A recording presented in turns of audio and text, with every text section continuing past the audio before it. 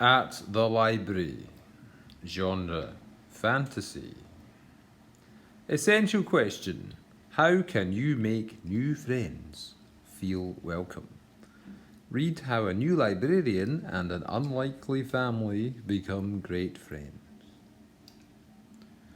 Rick Dodson admired the pink and orange sky as he waved goodbye to Mrs. Rio and locked the library door. As the sun began its descent behind the Blue Ridge Mountains, Rick started walking to his office to collect his jacket.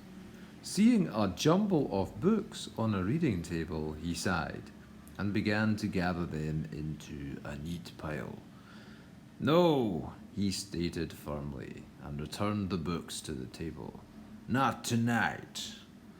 The librarian never left any books out, but today was his birthday, which meant a brisk walk to the Cupcake Cafe for a birthday treat before it closed at 5:30 p.m.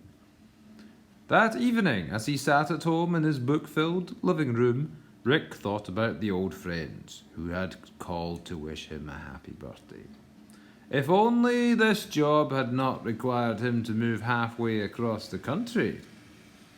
After 6 months here, he had made more than one new acquaintance, but no real friends yet. "Books are my friends," he thought, which reminded him of the book sitting on the table at the library. "I might as well go back tonight and shelve them," he decided. He entered the library, flicked on the lights. Immediately he noticed the book Small World face down on the floor. "What's going on?" he muttered as he bent down and cautiously lifted up the book. "Ah!" he yelled and dropped the book. 4 miniature figures scrambled out of the way as the book landed on the floor with a thud. "Mr. Dodson," exclaimed a breathless voice, "we are enchanted to make your acquaintance." "Who? What?" Rick stammered. "We're the Bookers. I'm William, this is Emily, and our children, Harry and Clementine. By the way, happy birthday. You know it's my birthday? Naturally, we read your file when you arrived 6 months ago. It's only logical that we want to learn about the new librarian." "You were scrounging through my files?" Rick said, collapsing into a nearby chair. He rubbed his eyes, but the tiny figures were still there, looking up at him expectantly. Suddenly, the nimble Bookers began shimmying up the table. "We're absolutely trustworthy," Emily assured him. "Haven't you heard of Bookers?" William asked. "Every library has Bookers." "We ensure everything runs smoothly," said Emily. "Seen any mice around? They love to gnaw on everything." Rick slowly shook his head.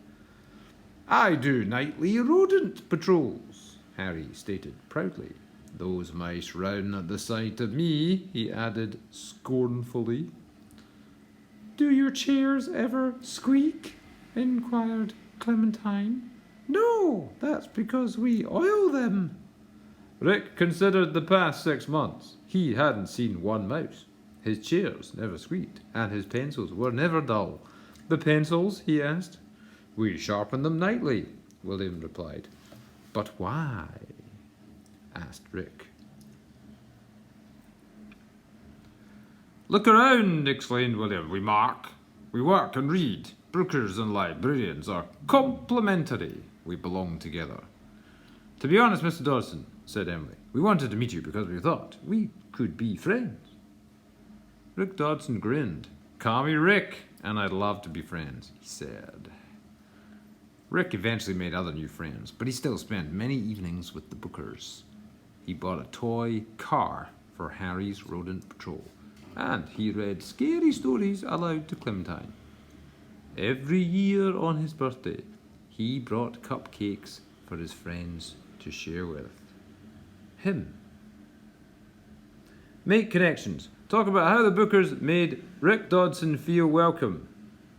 How do you make new students in your school feel welcome?